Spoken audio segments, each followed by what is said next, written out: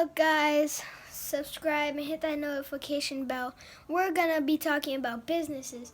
So the first thing I do, I sell candy, and my dad helps me out on the candy. The chips are on $11 at Costco, so I buy the chips, healthy chips.